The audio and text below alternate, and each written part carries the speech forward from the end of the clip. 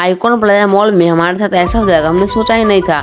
तो मैं आता हूँ सुबह सुबह गोबर से कुछ काम से, सोचता हूँ कि आज 2-3 मॉल घूम कर ही आते हैं। चले आते हैं पहले द्वारका सिटी मॉल, जो कि देखने में तो आधा भी बन ही रही थी, लेकिन सोचते हैं कि आए हैं तो घूम कर जाते हैं। और जैसे अंदर घुसता हूँ भाई, अभी तो काम पूरा हुआ भी नहीं था, तो इसलिए मैं सोचता हूँ कि इस पर टाइम पास नहीं करते और चलते हैं आइकॉन प्लाजा मॉल में, जहाँ पर आने के बाद भीड़ न मिले, ऐसा हो नहीं सकता है। यहाँ पे बहुत ज़्यादा ही हमेशा भीड़ रहती है। लोग यहाँ पे घूमने आते हैं या खरीदी करने आते हैं, ये तो नहीं बता सकता। उसके बाद हम लोग चले जाते हैं फोटो क्लिक करवाने के लिए, फिर आते हैं हम लोग कुछ कपड़े खरीदने के लिए। लेकिन भाई यहाँ का प्राइस टैग देखने के बाद हमें कोई कपड़ा पसंद ही नहीं आता है, इसमें हमारी भी गलती नहीं है। उसके बाद चले आते हैं हम लोग दूसरे फ्लोर पर और देखते हैं अवीरा फन जोन।